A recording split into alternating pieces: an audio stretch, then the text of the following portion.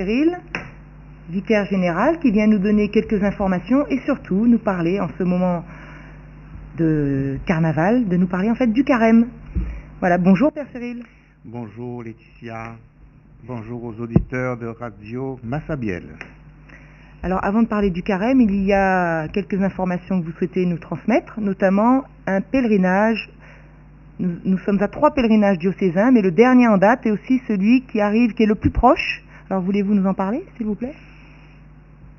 Oui, je pensais parler avant tout dans un ordre chronologique. Ah ben, comme vous voulez, oui, effectivement. Voilà. Nous aurons, dans le cadre de la formation dans le diocèse, nous aurons lundi, mardi et mercredi gras, c'est-à-dire lundi 2, mardi 3 et mercredi 4 mars, nous aurons une session diocésaine sur la liturgie. Il ne faut pas oublier que la liturgie, dans la vie de l'Église, est ce moment important autour de la parole de Dieu, autour de l'Eucharistie, autour des événements de la vie, pour nous permettre de faire monter vers Dieu notre louange, notre prière, mais aussi pour accueillir les grâces que Dieu nous donne. Et toute liturgie se doit d'être riche du message du Christ et de la vie de la communauté. Et ce message permet aux uns et aux autres de se mettre vraiment sur le chemin que le Seigneur nous indique. Donc cette session de liturgie va nous proposer de réfléchir d'abord sur la présence du Christ dans la liturgie, comment les fidèles sont invités à participer d'une manière active et le pourquoi et le comment de cette participation, et l'importance de la parole de Dieu dans la liturgie. Il n'y a jamais un acte liturgique sans la parole de Dieu, parce que c'est elle qui est au cœur même de notre rassemblement, et c'est elle qui nous ouvre à la perspective d'une vie évangélique pour devenir des témoins, et comme le dit le document d'Aparecida sur lequel nous nous appuyons dans notre vie de chrétien en Guadeloupe, d'être des disciples missionnaires. C'est là notre mission aux uns et aux autres. Alors quel serait le programme? Qui peut y aller? Est-ce que c'est que pour vous les prêtres? Non, cette session est ouverte aux religieux, religieuses, aux laïcs, à ceux qui ont une fonction liturgique.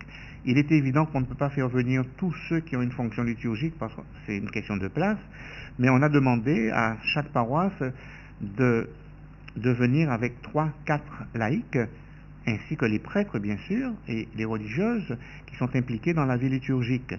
On aurait pu ouvrir davantage, mais la question du lieu, le déplacement, comme ce sont les jours de carnaval, la session ne peut se faire que le matin.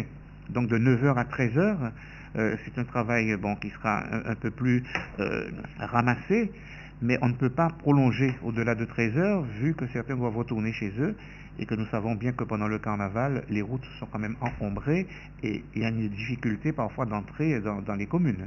J'imagine aussi que l'objectif, c'est pour que nos messes, après nos célébrations, soient plus en accord avec cette liturgie, que c'est pas pour le tout venant, que juste pour... Ah non, c'est pour enrichir nos liturgies et pour qu'elles soient vraiment conformes à ce que nous demande le Concile Vatican II. On ne fait pas n'importe quoi en liturgie, on ne part pas dans n'importe quel sens. Il n'y a pas de liturgie sentimentale. Oui. C'est-à-dire, on ne va pas choisir tel chant, par exemple, parce qu'on l'aime bien. On doit s'asseoir pour préparer une liturgie et s'asseoir d'abord avec la parole de Dieu. Et c'est autour de cette parole de Dieu que l'on peut permettre à la liturgie de se développer, de s'étendre et d'apporter son message. Et donc, qui va donner ces enseignements, qui va faire le cadre de cette liturgie? Alors, ce sont 2 spécialistes qui viennent de Paris. Le père Jacques Rideau, qui est du diocèse de Luçon et qui est directeur du service de la pastorale sacramentelle et liturgique à la Conférence épiscopale de France, et Bernadette Mélois, qui est martiniquaise d'origine, vierge consacrée, et qui est diplômée de l'Institut supérieur de liturgie et en même temps rédactrice en chef de la revue liturgique Magnificat que beaucoup de personnes reçoivent en Guadeloupe. Ces 2 personnes vont être à notre disposition pendant ces 3 matinées. Donc le lundi 3 mars, ça sera autour de la présence du Christ dans la liturgie, de la participation des fidèles et l'importance de la parole de Dieu dans la liturgie. Le mardi 4 mars, nous allons réfléchir autour de la dynamique du carême et de la semaine sainte. Le mercredi 5 mars, 2 groupes distincts. D'un côté, il y aura les prêtres qui vont travailler l'homélie avec le Père Rideau, et tous les autres participants seront avec Bernadette Mélois autour de la prière de l'Église et la prière personnelle. Voilà Très bien. quel sera le menu de cette session. Donc si ceux qui sont censés y aller, n'oubliez pas de vous inscrire auprès de l'évêché. Je dis censé parce que c'est pas ouvert aux tout venants, c'est quand même 3 ou 4 par paroisse maximum. Donc normalement votre curé doit savoir un peu que vous venez. Et quand même c'est ouvert à quelques personnes aussi qui sont engagées au niveau du diocèse. Mais dans la vie liturgique, hein, voilà. C'est spécifique quand même. C'est pas c'est pas juste un enrichissement personnel, c'est vraiment pour... C'est vraiment pour être au service des communautés, vraiment. Voilà, donc inscrivez-vous pour ceux qui doivent le faire, c'est pas encore trop tard, n'oubliez pas qu'on prend les noms jusqu'à demain, et aussi il y aura, le lundi, il y aura 20 € qui vous seront demandés pour permettre voilà, justement, les 20 €, c'est pour un petit peu les frais de session, et ça existe dans toutes les sessions du monde entier.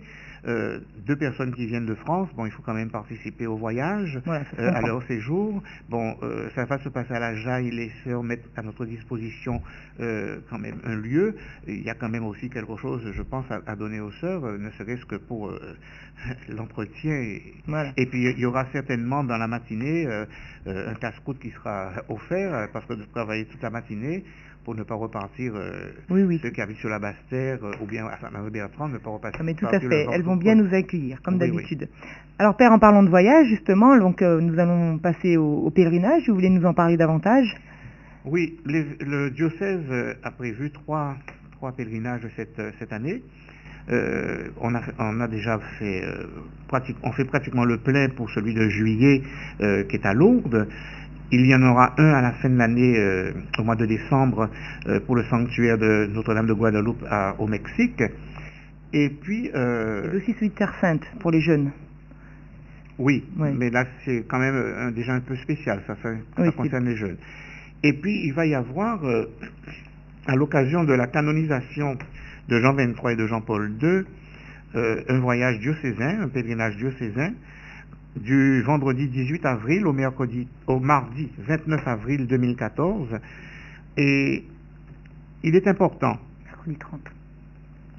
Il est important que nous puissions comprendre le pourquoi de cette participation du diocèse. Beaucoup ont connu Jean XXIII et nous sommes tous, depuis quelques années, nous sommes tous en marche avec le Concile Vatican II, et c'est Jean XXIII qui avait convoqué ce concile, et Jean-Paul II qui est connu de la plupart des personnes, puisque Jean-Paul II, ça va faire l'an prochain, ça fera 10 ans qu'il est décédé, donc les jeunes le connaissent, et il est important que nous puissions vivre ce moment important de l'Église, de canonisation de 2 papes qui ont donné à l'Église un souffle nouveau. Et cette canonisation célébrée par François prendra une dimension extraordinaire, vu que ce pape que nous avons aujourd'hui donne l'exemple de l'humilité, de la simplicité, et puis un message qui est très fort pour nous permettre de vivre notre foi chrétienne. Le retour en Guadeloupe, ce sera le mardi 29, parce que nous rentrons pour aller directement à l'avion pour la Guadeloupe et être ici le 29 au soir. Et nous partons le vendredi 18 avril. Je dis nous dans la mesure où effectivement il y aura suffisamment de personnes. Ça ne se bouscule pas trop au Port-Suillant jusqu'à maintenant. J'ose espérer que certains répondront, d'autant plus que le pèlerinage, il faut le savoir, le pèlerinage c'est une marche de conversion dans son véritable sens. Quand on part en pèlerinage, on ne va pas faire du tourisme. On se met en marche vers vers un lieu qui doit nous permettre de reconnaître notre fragilité humaine et la grandeur de Dieu.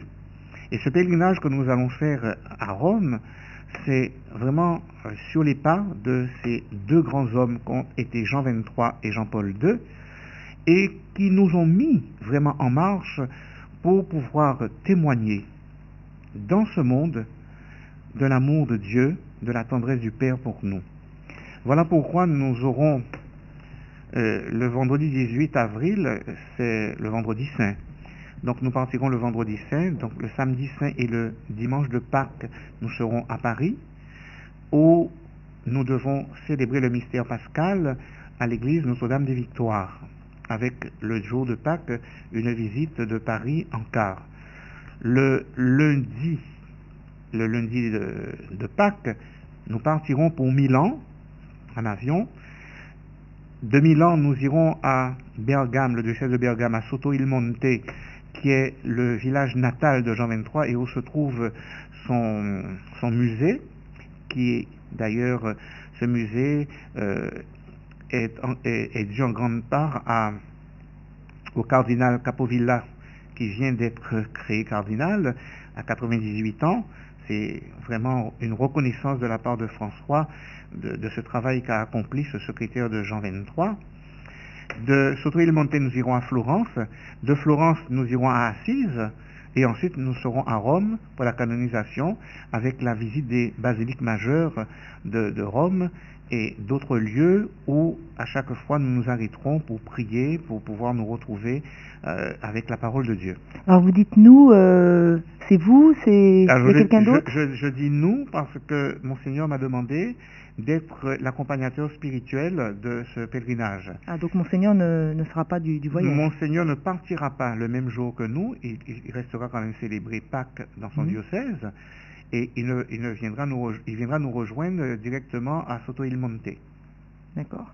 Donc le pèlerinage se fera, on sera sur la place de Rome, du Vatican, pour les célébrations de la canonisation. Tout est prévu. Disons que nous sommes pris en charge du départ de la Guadeloupe au retour à la Guadeloupe. Donc il n'y aura que des Guadeloupéens, on ne va pas rejoindre un groupe qui est en métropole? Non, parce que c'est une question d'organisation. Très bien. Donc nous partons de Guadeloupe et nous revenons en Guadeloupe. Très bien, donc on va faire une pause, si vous voulez bien, oui. Et de quelques minutes, vraiment très peu, et on revient avec vous pour parler du carême. Quelques secondes même. Oui.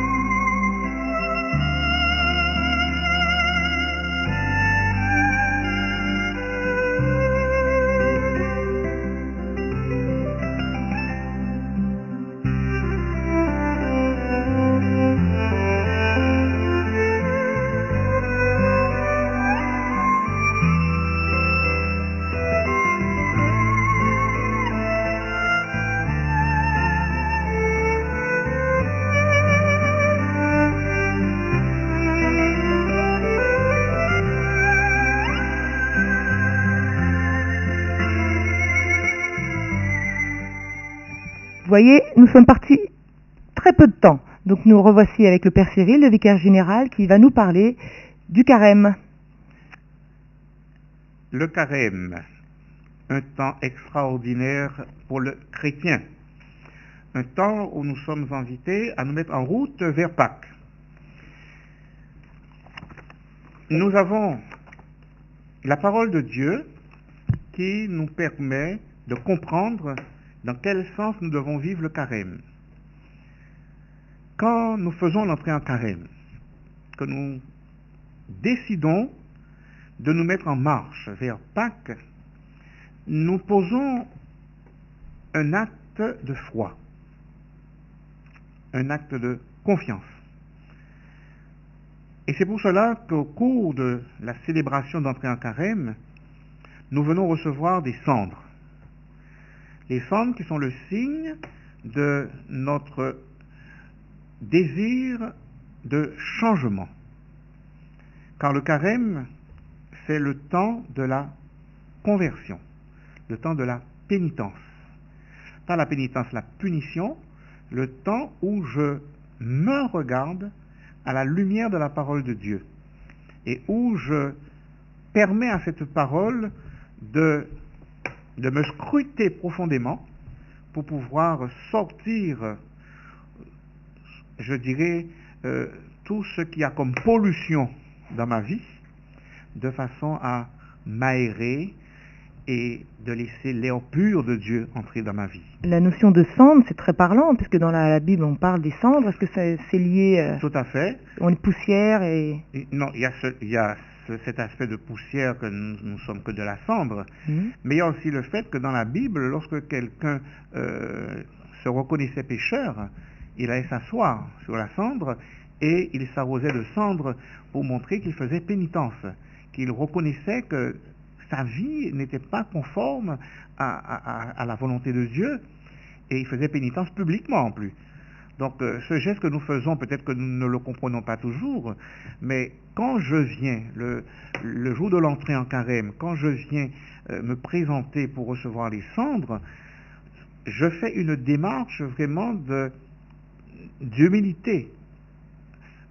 Je suis conscient que je suis pécheur, et devant toute la communauté, je viens recevoir ces cendres.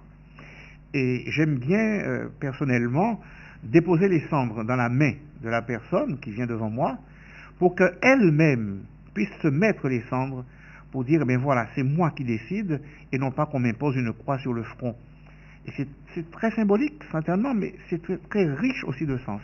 Ah, tout à fait, là, je viens de découvrir quelque chose, qu'il y a un double sens, qu'on est cendre d'un côté, si j'ai bien compris, hein, qu'on est cendre d'un côté, et que de l'autre côté, on se montre comme étant pécheur, et qu'on se recouvre des cendres pour changer, pour que notre vie soit plus conforme. Exactement. Dans ce cheminement. Oui. Alors j'ai quand même une question, d'abord, le mot carême, qu'est-ce que ça veut dire? Le mot carême veut dire tout simplement 40.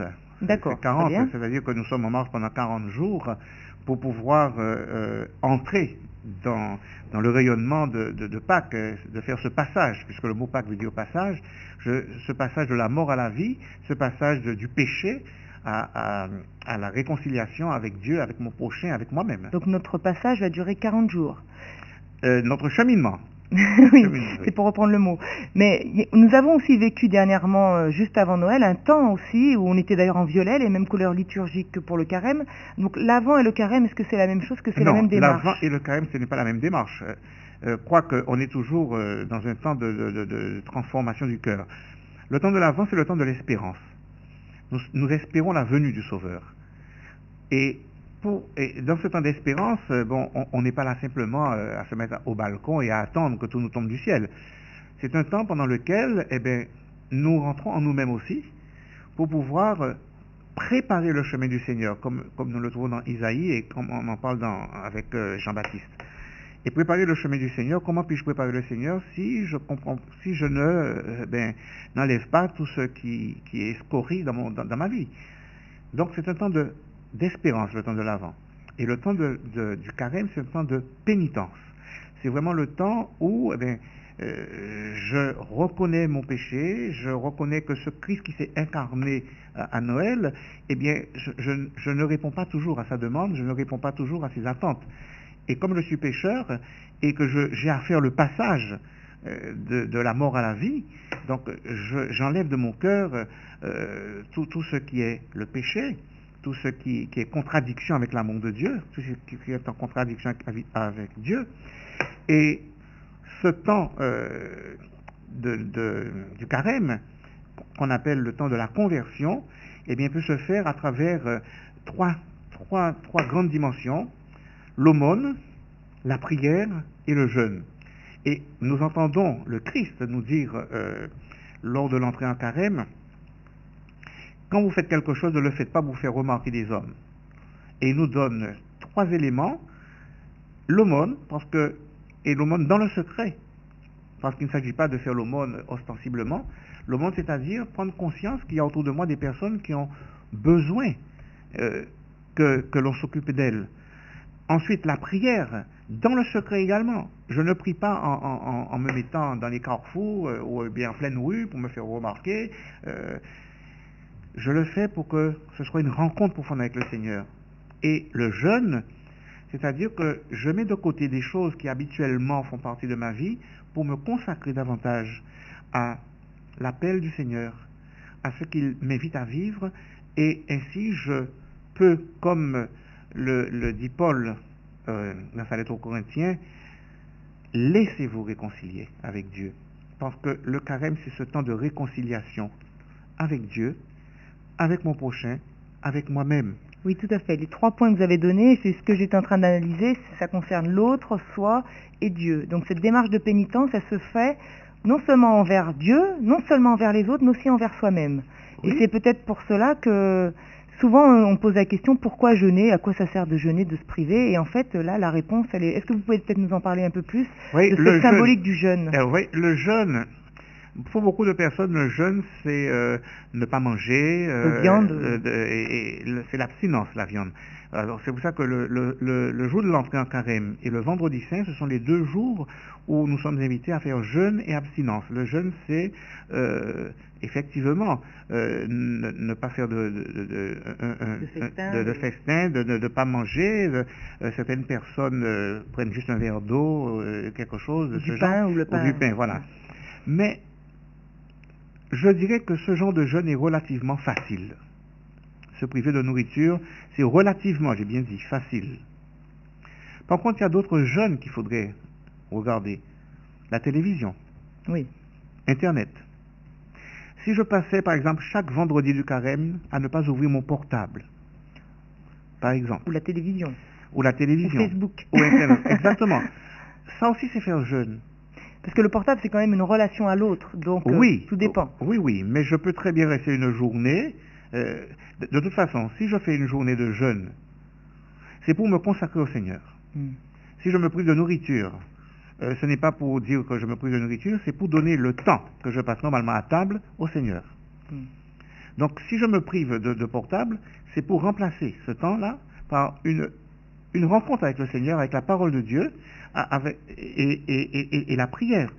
Parce que si je suis en train de lire la parole de Dieu, et que mon portable est en train de sonner à côté de moi, ah oui, là, bien sûr. Donc je serai tenté d'aller écouter ce qui m'appelle, et à ce moment-là, la parole de Dieu, je la mets à côté. Donc le temps de jeûne que j'ai pris pour pouvoir rencontrer le Seigneur, eh bien, il est tronqué. Il n'y a pas aussi une notion, lorsque je jeûne, d'essayer justement une forme de pénitence et surtout de me libérer de certaines choses à laquelle je suis beaucoup trop attachée. La télévision, voilà. Mais je vous ai dit que c'est ça. Ce n'est pas simplement la nourriture. Je veux dire, c'est pas seulement par rapport à Dieu dans ce cas-là, c'est aussi par rapport à soi. Pourquoi ensuite, après, en plus devenir mieux serviteur, pour se défaire notamment des péchés de chair, de la nourriture qui nous. Oui. On ne peut pas se passer de manger. Il y a des péchés qui ne sont ni de chair ni de nourriture, mais il y a des péchés d'habitude aujourd'hui. Oui, tout à fait. Par exemple, la cigarette. Par exemple, de ne pas pouvoir rester une journée sans sortir avec sa voiture, etc.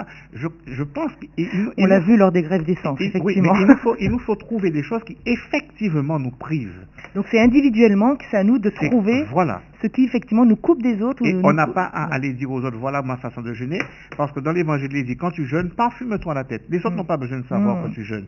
Quand tu vas prier, les autres n'ont pas besoin de voir que tu vas prier. Quand tu fais l'aumône, les autres n'ont pas besoin. Et je crois que c'est ce côté ostentatoire que nous devons absolument enlever de notre vie pour faire les choses avec vérité, pour faire les choses dans une rencontre profonde avec le Seigneur. Parce que on ne donne pas suffisamment de temps au Seigneur dans notre vie. Et c'est ça qui fait que on ne comprend pas quand il y a des décisions qui sont prises pour orienter notre vie chrétienne. Il y a des personnes qui sont déboussolées parce qu'elles ne sont pas suffisamment avec la parole de Dieu, qu'elles ne sont pas suffisamment avec l'Évangile, qu'elles ne prennent pas suffisamment de temps pour prier, pour se recueillir, pour être en adoration, pour véritablement donner à Dieu du temps. Et après, lorsque j'ai donné à Dieu du temps, lorsque j'ai pu intégrer dans ma vie la parole de Dieu, je peux aller rencontrer les autres. Je peux aller travailler avec eux. Je peux les porter. Parce que c'est ça ma mission. Je pars de la parole de Dieu pour aller aux autres et pour revenir ensuite au Seigneur. Chers auditeurs, Père Cyril parle en toute vérité. Si vous le voyez là, la passion là. Merci Père. Donc si je comprends bien, tout ça, tous ces trois éléments, c'est vraiment pour qu'après on soit transformé plus en phase avec Dieu, quoi. Oui. Avec ce que Dieu veut que nous soyons, plus exactement, Oui. puisque nous sommes tous faits pour Dieu. Oui. Alors, Donc, voilà. donc c'est pas juste, le but n'est pas forcément le jeûne, le but c'est la transformation La intérieure. transformation, la Voilà. conversion. Voilà. C'est ça. Le jeûne n'est qu'un moyen. La conversion, c'est être complètement transformé dans sa vie.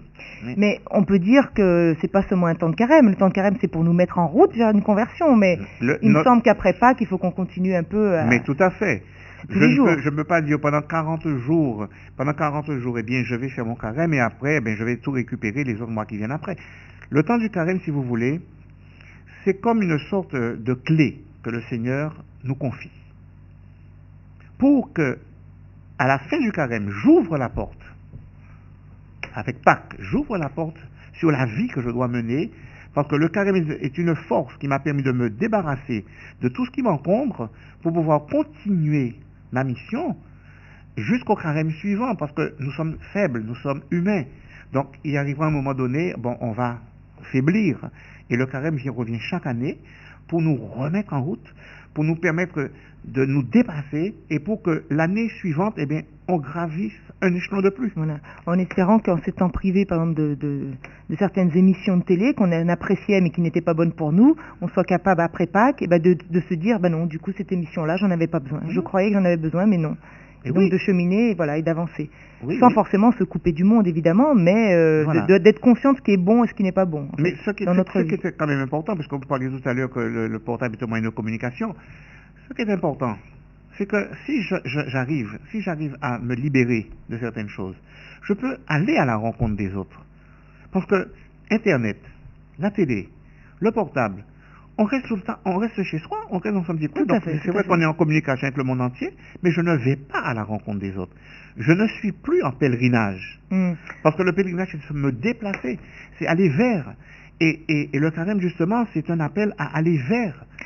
Et d'ailleurs, certaines personnes, leur carême à eux, c'est pas de se priver de nourriture, mais au contraire d'inviter des gens à aller manger avec eux, d'aller au restaurant avec des gens exprès, qui ne sont pas pour s'obliger à sortir, pour inviter des gens, bien sûr, qui sont isolés. Je n'irai pas jusqu'à dire que bon, je vais inviter les gens à aller au restaurant. Bon, non, mais c'est pour dire que c'est une forme aussi de rencontre de l'autre et que des fois, Mais je ne veux pas qu'on reste la question de nourriture. Je voudrais que ce soit clair et net. Parce que c'est trop facile de dire, moi je ne mange pas de viande pendant le carême, mais je vais manger un bon poisson, des langoustes, je vais manger des fruits de mer qui coûtent beaucoup plus cher, et je vais faire bonbons. Moi, je trouve que on doit dépasser cette question de nourriture. Je dois prendre du temps pour pouvoir être avec le Seigneur, de façon à être mieux avec mon prochain. Et c'est en me débarrassant de ces choses qui encombrent ma vie, parce qu'elles les encombrent, et je deviens esclave de ces choses. C'est pour ça, Père, que je vous parle de la nourriture, parce que beaucoup de chrétiens n'arrivent pas à comprendre pourquoi il faut jeûner, pourquoi le jeûne est important. Ça va dans le sens de ce que vous dites. Mais ne focalisons pas les choses sur la nourriture. Oui, mais c'est qu'on est un peu esclave de ce corps, quoi. Mais je vois des personnes, par exemple, qui ne sont pas capables de rester une journée sans sortir avec leur voiture, et alors qu'ils n'ont rien à faire dehors. Je peux très bien partir à pied, aller rencontrer d'autres. Ou maintenant, toute une génération incapable de marcher sans avoir une musique dans l'oreille. Voilà. Le silence n'existe plus. Donc le carême, c'est vraiment... C'est un temps de silence. Le carême est un temps pendant lequel je cherche à me débarrasser de ce qui me rend esclave. Je vais au désert aussi. Et je vais au désert. Alors, le prochain numéro d'Église en Guadeloupe, justement, va nous proposer celui qui sera proposé ce samedi et ce dimanche. Oui, ce samedi et ce dimanche. Le carême, on mange vers Pâques. Et nous avons une magnifique photo de la soufrière. La montagne, c'est le lieu de la rencontre avec Dieu. C'est le lieu où je m'élève vers le Seigneur et le Seigneur nous parle. Il est très important de savoir que si nous avons mis cette photo, si cette photo a été mise sur la couverture de l'Église en Guadeloupe, c'est justement pour nous dire que nous sommes en marche vers le sommet, vers cette lumière extraordinaire qu'est le Christ ressuscité.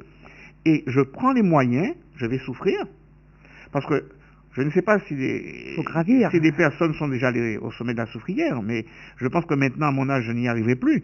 Mais on souffre pour arriver au sommet de la soufrière. Et c'est ça le carême. Il faut qu'on souffre pendant le carême pour que lorsque nous arrivons au but, au bout, qui est la Pâque, je puisse dire heureux d'avoir pu me dépasser et d'être entré dans la splendeur de Dieu. C'est un peu la même image que la montagne que le saint doit gravir pour atteindre la sainteté. Oui, oui, oui. Nous avons à gravir et le pape François nous offre un magnifique message que j'invite à lire dans l'Église en Guadeloupe, son message intégral pour le carême, où il souligne quel doit être notre témoignage.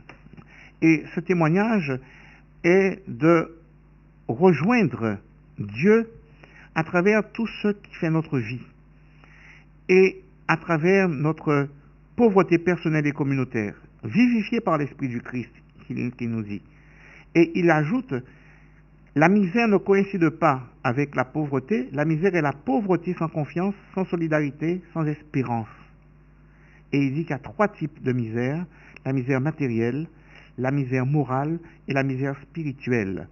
Il est important que nous puissions lire ce message de notre pape qui peut nous accompagner pendant tout le temps du carême. Et je voudrais dire pour notre église en Guadeloupe qu'il y a le questionnaire qui nous est proposé par les livrets des petites communautés, des TKL, et ce questionnaire de chaque semaine nous fait entrer davantage encore dans la parole de Dieu, et ce questionnaire doit nous aider à voir quelle est notre mission, puisque c'est autour de ce thème dont je parlais tout à l'heure, autour du thème que nous sommes disciples et missionnaires dans ce monde d'aujourd'hui.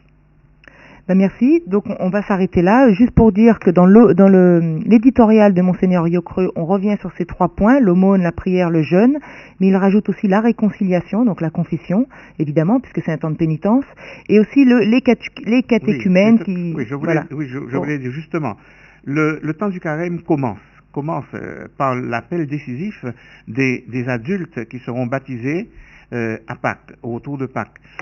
Et cet appel décisif, c'est justement pour nous dire que le temps du carême est un temps catéchuménal, un temps pendant lequel nous sommes invités à accompagner ceux qui se préparent au baptême.